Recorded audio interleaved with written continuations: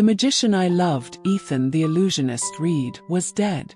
I, Dr. Vivian Holloway, a seasoned forensic pathologist, had seen his body with my own eyes, dismembered into countless pieces before a horrified audience during a live autopsy performance.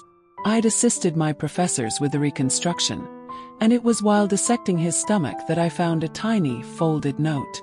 It read, "My dearest Vivi, the 21st century marks the dawn of the greatest age of magic. Let's see what you and I can create. On the day the gods fall, I will redefine death with you." You're listening to Don't Trust the Magician, brought to you by the Dark and Twisted Tales podcast. I'm Vivian Holloway, and tonight, Ethan's reassembled corpse was the very body I had to stitch together. It was during his first major public show, a macabre live autopsy illusion, that the saw blade tore him apart, piece by gruesome piece, in front of everyone. His assistant opened the box, revealing a bloody, dismembered mess.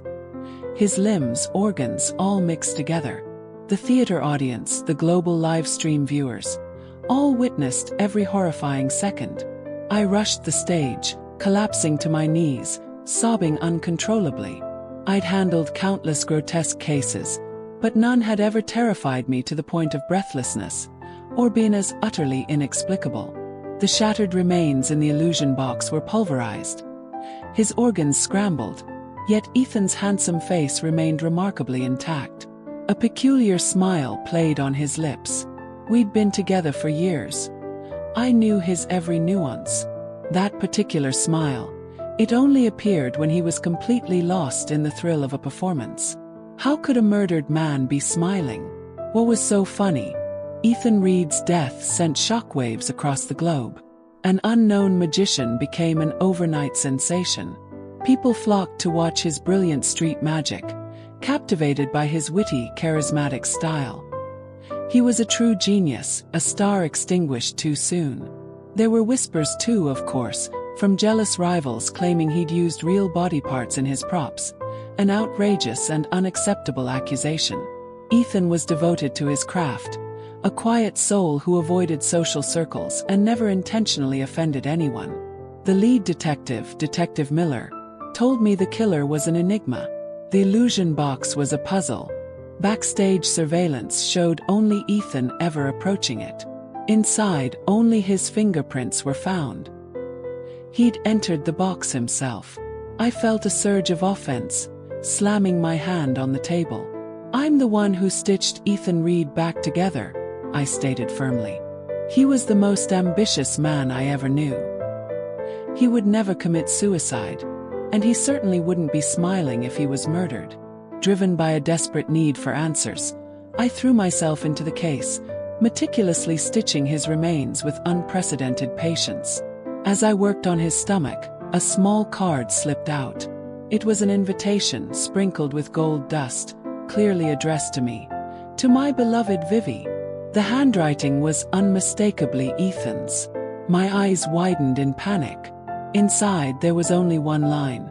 "The 21st century has begun the greatest magic act. My dearest, witness the miracle with me." My hands began to tremble uncontrollably. The paper fell to the floor, and I instinctively bent to retrieve it. The moment my fingers brushed it, the card burst into flames without a spark, transforming into a rose. A rose, my favorite flower. Every time Ethan angered me, he'd snap his fingers and produce a rose to cheer me up. I used to joke that if he kept it up, roses would become synonymous with apologies. Still dazed, I looked up at the autopsy table. Under the stark white lights, his head was facing me, that strange smile still on his lips. The sawing a person in half act was an old trick, nothing new or challenging for a master like Ethan. Could Detective Miller be right? Did he really kill himself for fame, believing reputation was worth more than his life? Suddenly, I remembered the argument Ethan and I had before his disappearance. His career was stalling, opportunities snatched away by others. He was deeply frustrated, easily provoked, and I, buried in my work, had little time for him. The fight escalated into a furious exchange. "Vivian," he'd snapped, "maybe you'll only care about me, only make time for me when I'm a corpse. I, equally enraged, shot back. Fine, go ahead. You're a magician, aren't you? Can't you turn into anything? Ethan looked as if he'd been struck. Right, he muttered, right. A moment later he lifted his head, an unusual glint in his eyes. You'll see, Vivi. The whole world will witness my talent. Their eyes will forever be on you. Now, he truly was in pieces, the most perplexing case I'd ever encountered. 3 days later, I reported the note to the investigation team. But the paper had burned to ashes, leaving no evidence. The police dismissed it as grief-induced hallucination. I was forced to go home and rest. The moment I stepped through the door, I sank to the floor. On the rug, 2 pairs of slippers sat side by side, one old, one new. I felt an overwhelming wave of loneliness. My parents had died in a car accident years ago. It was Ethan who had taken charge, organizing their funeral as my future husband. Vivi, he'd promised, I'm here. I'll take care of you forever. I hugged a pillow, sobbing, when suddenly, the lights in the house flickered on, one by one. My heart nearly leaped from my chest. I slowly rose and saw a steaming bowl of ramen on the dining table. It was still hot, clearly made less than 5 minutes ago. My heart pounded. Next to the bowl, a note read, Tired from work, Vivi? I know this is hard for you. Thank you for being with me all day today. I'm very happy. The air was thick with a strange aroma of meat, mingled with the lingering smell of formaldehyde and decay from the morgue. Cold sweat drenched my back. My heart raced, almost suffocating me. I slowly turned, scanning the empty house. I pushed open each door, whispering, Ethan, are you alive? No one answered. From that night on, every evening, I'd find a hot bowl of ramen on my table. Ethan was a good cook, but ramen was his specialty. Always hastily made, yet perfectly cooked, never sticking in your throat. I secretly installed a camera on my bookshelf. The next day I checked the footage. It had indeed captured the ramen appearing on the table. A new note read, Vivi, I hate third eyes in the house. I couldn't shake the feeling that Ethan was still alive. As a forensic pathologist, I was highly sensitive to being watched, and this was no exception. I didn't know how he did it, but I felt a constant presence, as if someone somewhere was observing me. A good magician always watches his audience. They hide secrets where others can't see, manipulating minds, deceiving the world. Every top magician is a master deceiver. By day, I continued my work, donning my protective gear, scalpel in hand, painstakingly reassembling Ethan's body. I used tweezers to pick up a stray finger for examination. Holding my breath, I saw a small mole on it. Unmistakably Ethan's body. His skin had lost all elasticity, but from the remaining shape, it was clearly the hand with slender, elegant fingers that had performed so many breathtaking illusions. I'd once told him those hands were better suited for surgery than magic. Colleagues offered to help, but I firmly refused. I knew him too well. If there was a clue, I had to be the one to find it. This body had been so intimately intertwined with mine. Who else could know it better? If it truly was magic, if I truly could find his flaw. That night, exhausted, I drifted off. In my hazy dream, I heard a rustling on the bed, and then a feather pillow gently settled over me. Was it Ethan? He used to come home late after his shows, and I'd unconsciously turn over, resting my head on his arm. I comfortably buried my face into it. The arm was warm, the muscles firm. Ethan always held me like that when we slept, never letting go even if his arm went numb. It was all so familiar, too familiar. In the stillness, every hair on my body stood on end. Fear, like cold seawater, rose inch by inch, choking my breath. I bolted upright, but heard no rustling of fabric, meaning the person was naked. A faint smell of formaldehyde enveloped me. That's when I realized. Then you're dead. Your body is still on the autopsy table. The arm I had just rested on crumbled like dust. So who was I holding? I reached up and lightly touched my neck, my palm brushing against rough stitches that cut into my soft skin. I used continuous suture techniques. Each stitch had pierced my palm, leaving clear marks. I was nailed to the bed, unable to move, lying there paralyzed. But I could clearly feel him watching me.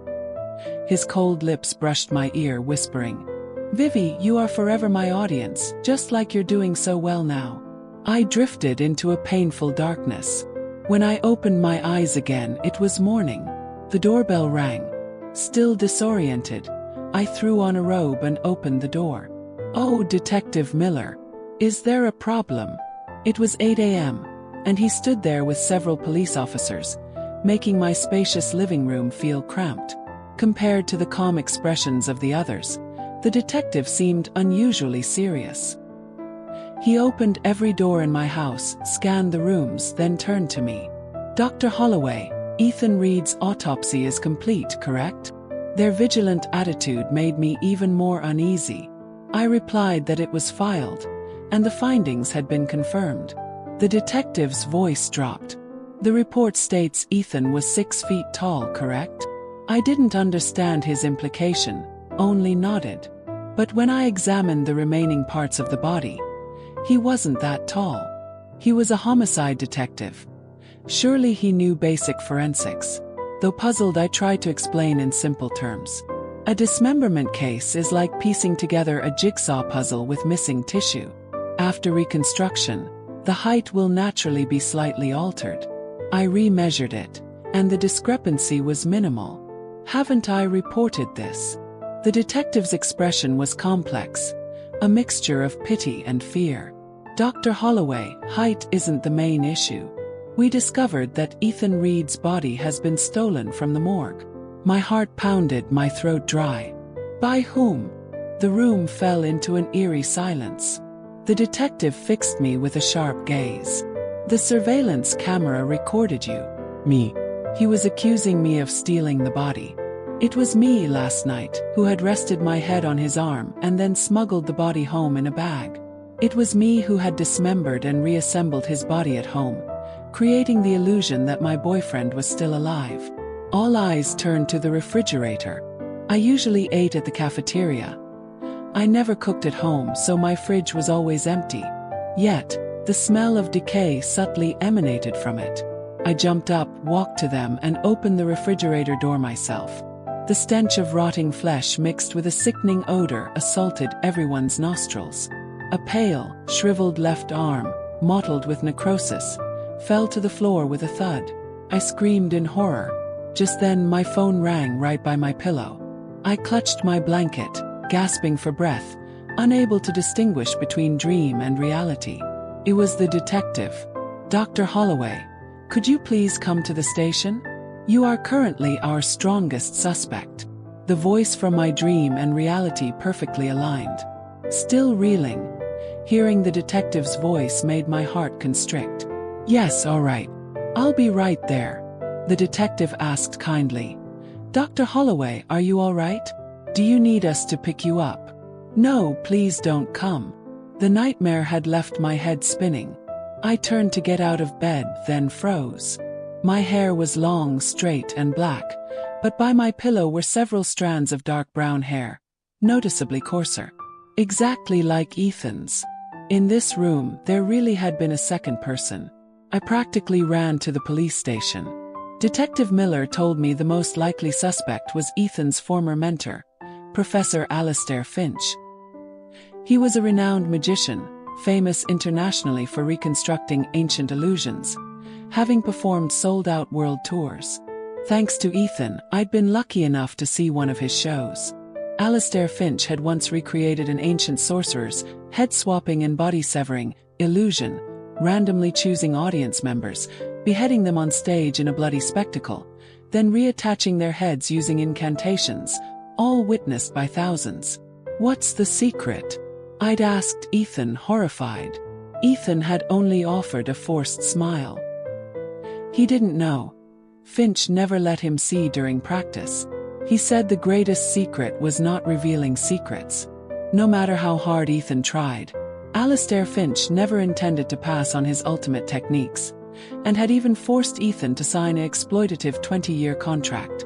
Eventually, they completely cut ties. I had advised him.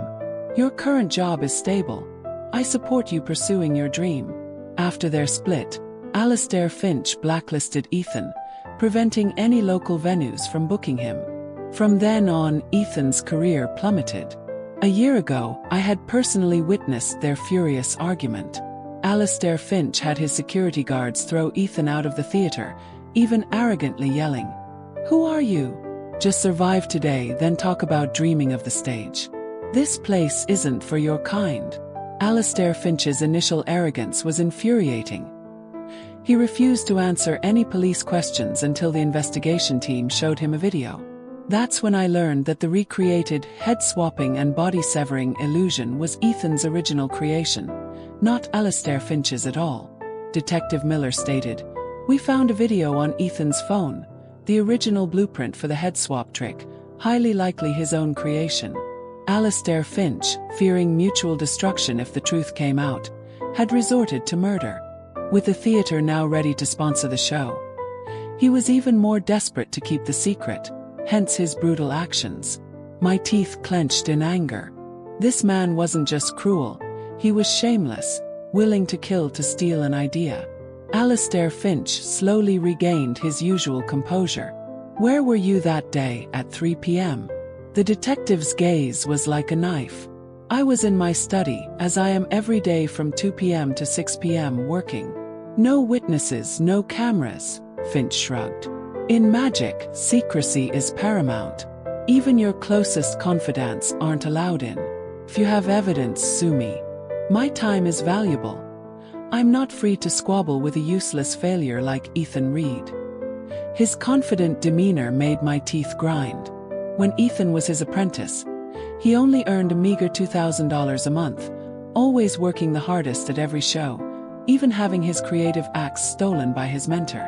To spare me worry, he never said a word. Though Alastair Finch was the prime suspect, the police lacked sufficient evidence for an arrest. Nevertheless, his reputation was completely shattered. The video from Ethan's phone was leaked online, and the global magic community erupted in outrage, denouncing him as a thief who stole from his own student. Despite Finch's vehement denials and claims that it was his own creation, no one believed him. Major theaters simultaneously issued statements refusing to book him. Within days, Alastair Finch himself came to the police station to report a crime. Detective Miller reluctantly told me. He says he's being followed, monitored, and suspects Ethan. He's received threatening letters at his door, and believes someone is targeting him. But in our experience, these magicians are always paranoid. Gave a cold laugh. When you do bad things, it's only natural to be afraid of ghosts knocking at your door. Compared to his previous calm demeanor, Finch now looked haggard and distraught. As he brushed past me in the hallway, he suddenly whispered in my ear, "That kid, he might still be alive." The unexpected statement stunned me. Magicians are the best observers, and Finch was exceptional. He caught the panic in my eyes and a smile spread across his wrinkled face. "You're being watched, I can feel it. A magician is always half in the light, half in the shadows. Only their own kind can truly smell each other out. Stop him, or you'll become an accomplice." I felt that Alastair Finch might just be trying to scare me, but I said nothing because a strange hypothesis had formed in my mind. If Ethan truly had returned for revenge, both a dead man and a killer would be breaking the law. Ethan, when alive, couldn't stand against Finch, but in death, he could occupy a moral high ground, shattering Finch's reputation overnight. The revenge had only just begun. You're listening to Don't Trust the Magician, brought to you by the Dark and Twisted Tales podcast. That night after showering, I saw a message etched into the steamy bathroom mirror. "Vivi, thank you for your cooperation." The words appeared, then faded. April 28th, 8 p.m. The day the gods fall. This date perfectly aligned with Alastair Finch's Clash of the Titans performance in April. What did Ethan mean? Did he want me to expose him or become his accomplice? If I simply pretended ignorance, if Alastair Finch died on stage, it would just be an accident. I was in an absolute bind. If I told the police everything I knew, it would ruin Ethan's entire plan. An illusion needs a magician, an audience, an assistant, and props. And wasn't his girlfriend the most natural accomplice? Did I have the right to judge? A fine drizzle covered the city. Everything was blurred, black and white, indistinguishable. The mist made my face even paler. After my lecture, Detective Miller politely offered to drive me home. I was about to refuse, but he tilted his umbrella towards me. "Come on, it's on my way." When we reached my doorstep, the detective didn't leave. "Dr. Holloway, could I use your bathroom for a moment?" My heart lurched. I instinctively wanted to refuse. What if there was a bowl of ramen on the table again? How would I explain that? I felt his eyes subtly observing me. The streetlight streamed through the slightly ajar window, reflecting in his eyes, the same light I'd seen in my dream. Did he suspect me? In a panic, I quickly said, "Of course," then pretended to fumble for my keys, intentionally dropping a few items to make noise. The detective bent down, picked up my keys, and handed them back. I turned the lock, and with a click, the door opened. At that exact moment, the man behind me spoke. His voice cold. "Dr. Holloway, you previously submitted a DNA sample for testing, didn't you? Ethan Reed is clearly dead. So why would you still want a DNA test?" I stiffened, turning back. The light from outside the door shone directly on him, illuminating half of his stern face, leaving the other half in shadow. He held up a file in his hand. I had a case that needed testing, and I happened to be passing by the lab, so I picked up the results. He had taken the hair strands from my pillow for DNA testing. The detective didn't immediately reveal the results but walked straight into the house. He flipped on the light, and a warm glow instantly filled the living room. A detached house with a garden in the city center is quite rare. "Did your parents leave this to you?" he said, pretending to admire the space. I tried to keep my expression natural. Ethan liked practicing magic. He often performed at home, so I knocked down a wall to expand the small bedroom. The detective suddenly glanced at the red refrigerator in the corner of the living room. A flicker of fear crossed my face. It was the exact same refrigerator from my dream, even more identical than my own normal fridge. He walked towards it just a few steps. Cold sweat drenched my clothes. He might suspect Ethan wasn't dead. I quickly concocted an excuse. Alistair Finch has been coming to see me repeatedly, insisting Ethan is still alive. Neighbors also mentioned suspicious individuals lurking around recently. I was worried about a break-in, so I had some hair strands tested. This reason was marginally believable. The detective didn't press further. But this time he immediately stated the DNA results. Among the hair strands, some were indeed Ethan Reed's. My mind reeled. If Ethan was truly alive, then who was the dead man? Before I could process this, the detective uttered a sentence that sent a chill down my spine. The DNA results also showed the presence of another woman's hair. Another woman. I'd never hired a housekeeper, nor did anyone regularly clean for me. So who was this other woman? The detective continued. You find that strange too, don't you? Alistair Finch clearly blacklisted Ethan, yet he was still able to hold his first performance at the Harmony Hall Theatre. Harmony Hall, the city's top-tier theatre. I hesitated. He once told me the theatre director was very fond of his talent and willing to give him a chance. The detective shook his head slightly, a bewildered expression on his face. The person who allowed Ethan to perform was the director's daughter, Scarlett Beaumont. They were secretly involved, even dating. He went on. Ethan once publicly mocked her, calling her dry, boring, and always smelling of corpses. He planned to dump her for someone new once he became famous. Did you know about that? I heard the distinct sound of my soul shattering. The hair strands in my room were Scarlett Beaumont's.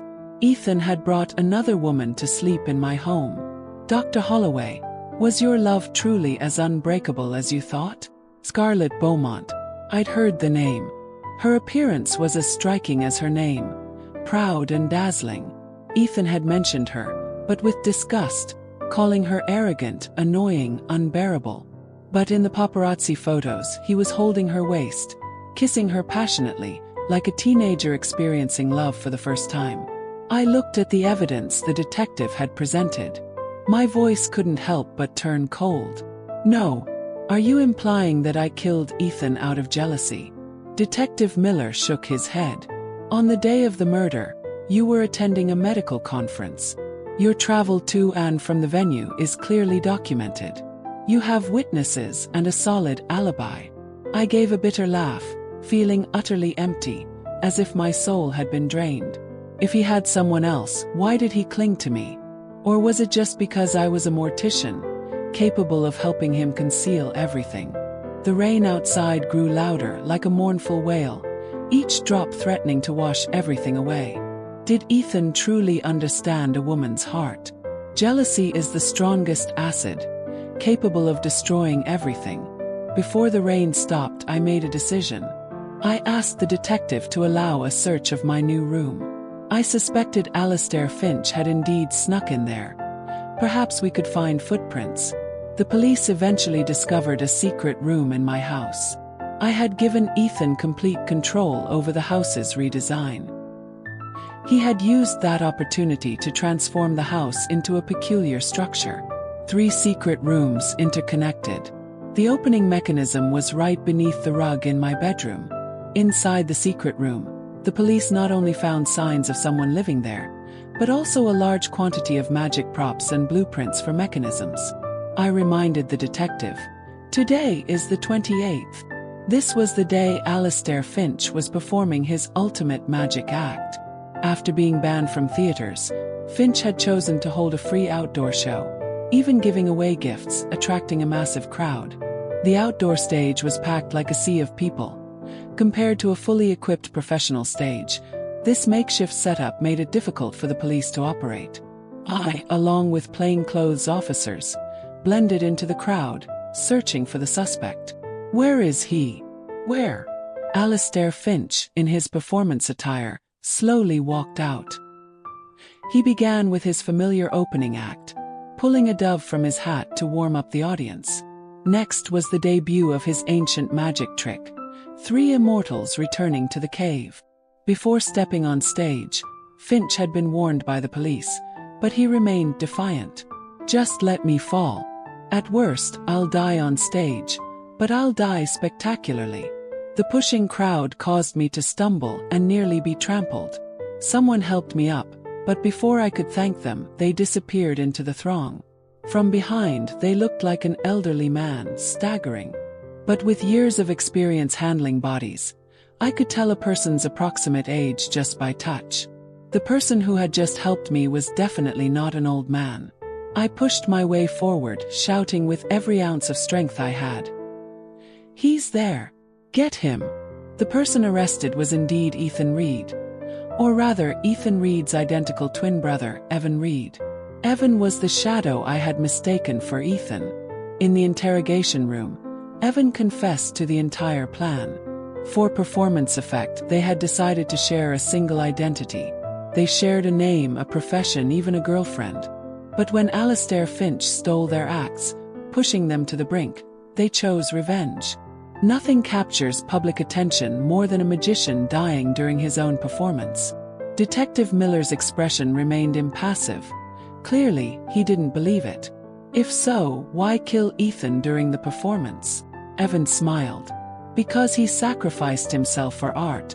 It was the ultimate honor. The detective flatly exposed his lie. 3 days ago, Ethan booked an expensive romantic dinner reservation. If he was willing to die, why make dinner plans? The police began reviewing backstage camera footage. While checking props, Ethan's coat had a paint stain.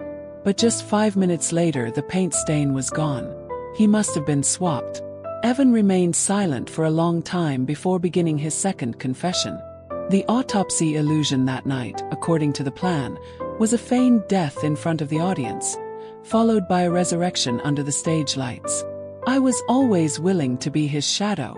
The story was a tragedy of 2 twin brothers. From a young age, they were fascinated by magic. Ethan was outgoing, a skilled performer.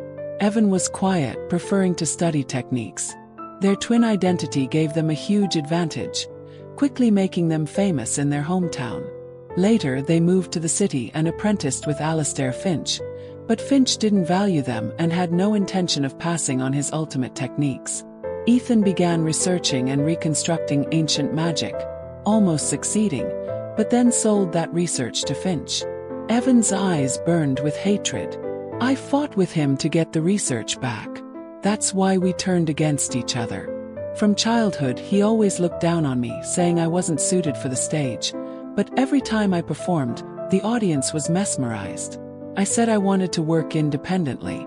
On the surface, he agreed, but then intentionally caused an accident. Evan removed his gloves, revealing 2 missing fingers. I also loved Vivian. I wanted to share a girlfriend, but why did Ethan seduce the theater director's daughter, Scarlett Beaumont? What did that mean? That I was just a shadow that had to disappear. A shadow has no right to choose. Evan looked up, his eyes filled with sorrow. So I decided to kill him. I was the key witness in this murder case. I adamantly denied it. I never knew Ethan had a twin brother. He only told me that his parents divorced when he was young, so they were 2 embryos nurtured from the same fertilized egg, making them almost genetically identical. No wonder the DNA matched perfectly. A female officer looked at me skeptically. You lived with them for so long. You never suspected anything. I weakly yet firmly shook my head. Not just me, even his mentor and colleagues didn't notice anything. They even had identical moles, identical scars. The female officer noted down my words. Living in the same space, you never had any doubts. I murmured. I personally embalmed Ethan. Why would I doubt? Evan had left me a few clues, but I dismissed them as grief-induced hallucinations. My colleagues even advised me to see a psychologist. Here are my medical records. The records stated that the psychologist diagnosed me with PTSD accompanied by mild hallucinations. I bowed my head, genuinely remorseful. I couldn't believe someone had been watching me all this time. It was my oversight. I should have realized it sooner. It was a shame I had been played. Evan was sentenced to 30 years in prison. I never saw him again. He asked the female officer to give me a paper rose.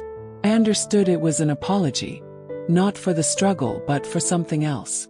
I could never forgive Evan. I clutched the paper rose tightly. Memories flooded back, tears falling onto my hair. Those old stories, I will forever bury them in my memory. I resigned from my job, sold my house, and moved abroad. I applied to a renowned academy, preparing to continue my higher education. Everything went smoothly.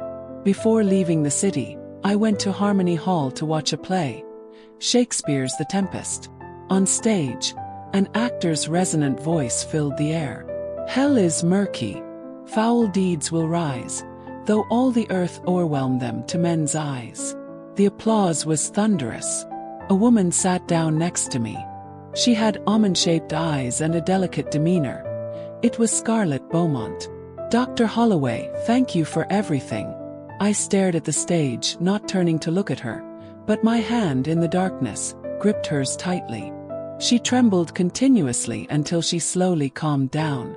Before the performance ended, she turned and looked deeply at me, then stood and left. I waited until the curtain call before leaving, just like all our previous meetings. The secret of magic is to conceal secrets within the structure. Every word, every expression of a magician on stage is only to protect the secret. So it was with me.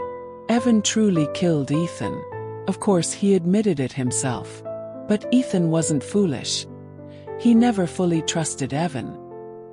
He had secretly undergone surgery, implanting a small pouch inside his cheek, containing the key to the mechanism. At a critical moment, he could spit out the key. To protect that key for a long time, he mixed small doses of mild anesthetic into my food. Just a tiny amount, enough to temporarily paralyze me, but not enough for a forensic pathologist to detect. The dosage was too perfect. I didn't lose my ability to resist, but at the crucial moment, I couldn't snatch the key from his hand. Every exquisite magic trick requires two people to complete. Perhaps it was just like that. Those twins were the embodiment of evil. They used their handsome looks and charming smiles to approach young women. The playing cards they carried were laced with tranquilizers. With just a few tricks, unsuspecting girls would pass out.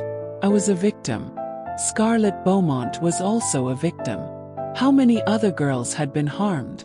My biggest regret in life was inadvertently walking into that bar that day. Ethan was performing inside. He was handsome and witty, holding a deck of cards, beckoning me to play a game. Then he knocked me unconscious, taking countless nude photos to blackmail me. The first time I woke up, I was in a storage room, my body aching so much I couldn't stand. That devil was impeccably dressed, shamelessly laughing. You deal with dead people every day. Why are you as lifeless as a corpse? I looked at those photos, only able to laugh coldly inside. Seeing my own body photographed, was it any different from the corpses I handled every day? As his victim, even Scarlett Beaumont, that wealthy young lady, suffered from depression and almost committed suicide. We often met in secluded places, not on busy streets, but on deserted riverbanks. I brought her some hot food, comforting her. Bad things will pass. We are all enduring the same punishment. She gave a bitter laugh, her wrists covered in old scars. I never forget. As soon as I close my eyes, everything floods back. I had considered reporting it to the police, but Ethan was too meticulous. I had no evidence. Scarlett Beaumont's situation was complex. If the truth came out, she would be the first target of attack. "Dr. Holloway, what should we do?" she asked, desperate. I used to be a mortician, helping many unjustly deceased women leave this world with dignity. But what is dignity? When the culprit is a devil disguised as a human, dragging the devil to hell is the greatest dignity I can give them. Everything in the plan now began to unfold. I was once again able to approach Ethan. Soon after, I discovered his secret. He had an identical twin brother named Evan. I shrewdly seized on this, seeing it as a crucial lever.